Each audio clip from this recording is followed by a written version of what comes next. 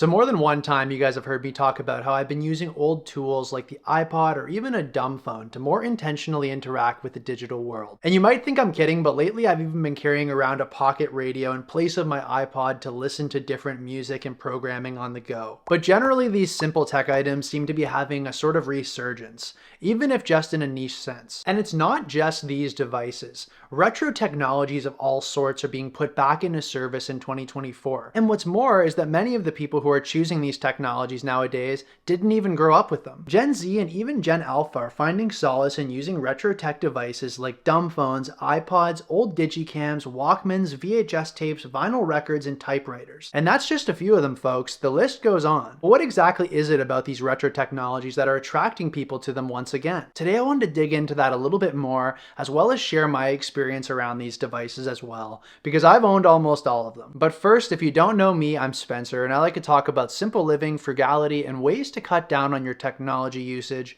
sometimes by using other technologies, perhaps retro technologies. So I think I probably started noticing this trend toward more retro technologies just a little bit over a decade ago. People in my friend group started buying vinyl records, opting for LPs over CDs or even purchasing songs on iTunes. Then about 5 years ago, I started noticing people pushing back against the AirPod trend by using the older Apple wired headphones. And honestly, that's a whole video in itself, but it became clear to me that the more that technology was accelerating and advancing, the more that some people were opting for these older technologies as an alternative. So let's get into a few of the reasons why I think that's happening, starting with reason number one, the nostalgia factor. This is certainly part of it. I think that people want to recapture the fun that they had with technologies of their past, likely from childhood, enjoying these items as a sense of escape from the stresses of today using the tools of yesterday.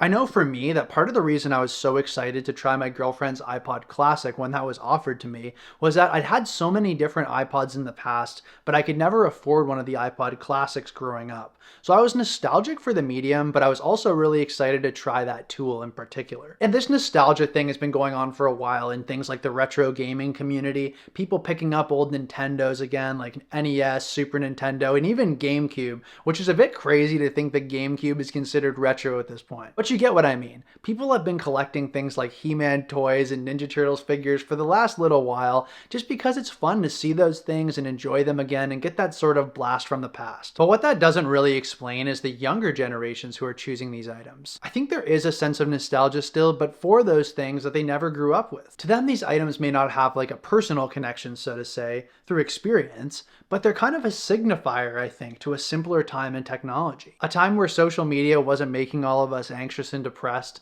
making us compare ourselves to the hyper-real identities of the people around us. A time where using technology didn't necessarily mean having to connect to the internet. Almost everything needs to be hooked up to the internet nowadays. Even some ovens need Wi-Fi to work. People are feeling more stressed and overwhelmed than ever. At least if not than ever, they're feeling pretty dang overwhelmed and stressed. And these devices signify sort of a reprieve from those feelings. And I think that feeling is pretty much universal amongst all generations. Now, the internet has brought about massive levels of connection, that's for sure. I can basically talk to you from anywhere in the world. With a few taps of the keyboard or swipes of the finger, I can pretty much find out any information I want to know. And I'm not going to sit here and try to argue that that's not awesome, because it is great. But as I've said, that level of connection is almost constant. Almost all of our devices connect to the internet, and therefore we're almost always connected as well. And that being connected, whether it's the stream of constant notifications or just that feeling that you could be missing out on something, is very overwhelming and honestly tiring. So I think a lot of people are attracted to this older, simpler tech because they lack a lot of that connectivity. Now, in my experience, I've found this constant connectivity to be pretty detrimental to my attention. Just the thought that there's something that I might be missing out on that I should probably go and check, it's pretty distracting. The average person checks their phone 110 times a day. How many of those times were people checking their phone and disrupted themselves from something that could have mattered a lot more? Probably more than any of us would like to admit. I know that part of the reason I've chosen some of these devices is because they're sort of distraction-free alternatives to the smarter versions of these things that are now available. Some companies have kind of figured this out and are making modern versions to these retro types of devices because they see that there's a market there. They're capitalizing on that appetite that is there for good tools that are less connected and less distracting as a result. And I think that right there is an indication of just the level of interest that there is for these tools. And now for the third reason why retro tech is so popular nowadays, People don't want to be tracked by big tech. Now, this may not be the case for everyone choosing retro tech, but a lot of people who are picking up these older, less connected devices are doing so out of a growing concern for their privacy and data security, as more evidence builds of big tech using that data to their gain. Obviously, we know about our internet usage being tracked, so companies can make more tailored and effective advertising to sell us stuff. And I will add stuff that we mainly don't need. But that data can also be used to manipulate our behavior in other ways. With smart devices, prompts can be sent to us in the form of notifications to make us pick up our phones and use things like social media or other apps. Companies want us to use their products, so they're able to monitor our behavior and then sell that data to advertisers,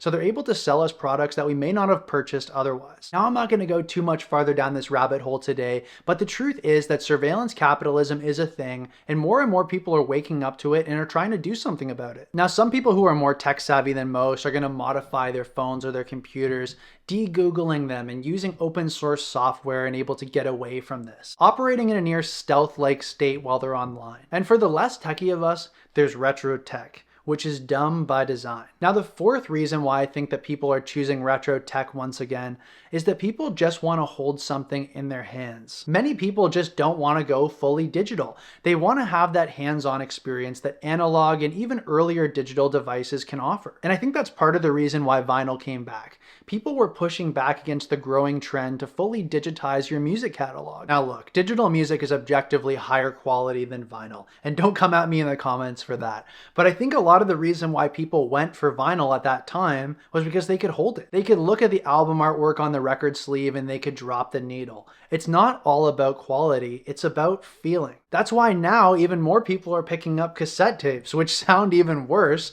because it's just cool to hold something in your hand, and that's something digital formats just can't touch. And using a dedicated device offers a similar tangible experience. Using a typewriter, or my AlphaSmart even, over typing on my computer, it just feels different. There's fun in getting out that old device that does just one thing and using it to do that one thing. And sure, having all of these features packed into an all-in-one device is useful and oftentimes helpful, and I benefit from those things all the time. But there's just something about the physicality of these retro technologies. Having a shelf of video games over just some digital downloads, a personal library over a Kindle. Now, these things can be clunky and they can even be clutter, but we can't argue that they are pretty cool. And now for the fifth reason why I think retro tech is just so popular in 2024 and why I think it's going to continue to be popular in years to come, and that's because it's kind of finicky and it's a little bit hard to use. It forces us to slow down, and I think that's a good thing. Now hear me out, I know this is going to sound like a bit of a stretch to some of you watching, but with retro tech there's a little bit more that's needed from the user, potentially a little bit more skill to use that device than with some of our modern tools. It's at least different. Using a typewriter, you have to type a little bit differently than you would on a computer keyboard, certainly a lot different than using voice to text or even just a digital keyboard on a phone. With a VHS tape, you have to rewind. With records, you have to drop the needle in that perfect spot to get the track you're after. You see what I'm getting at here? But more than all of this, an example I've noticed throughout the years is with cameras. One of my hobbies for years has been wildlife photography, something I've always done just for fun since I use and already know cameras for my job. Early on, I couldn't afford like a modern high quality wildlife lens, so what I ended up getting was like a 1980s 500mm film lens that I adapted to my Sony. Now it's a fully manual lens and no autofocus, which would really help with wildlife because you get no second chances and they move pretty fast.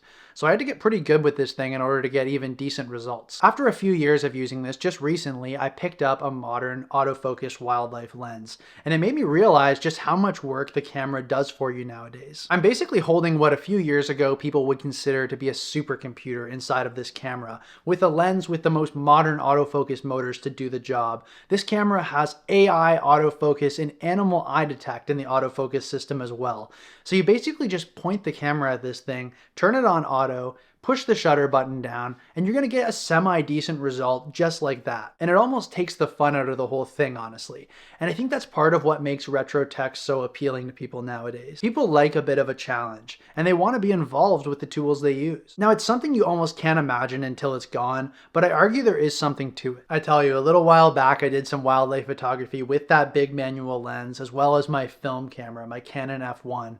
And man, I'll tell you, that required a lot of involvement from me in order to make any of that look good. Holy smokes. Well, that's about it for today, folks. Just my thoughts on retro technology in 2024 and why more and more people seem to be getting interested in these items once again. What did you think of this video? Do you have a favorite retro tech item you find yourself using now and again? Let me know in the comments. I'd be happy to hear from you. Thanks very much for watching, and I'll see you in the next one.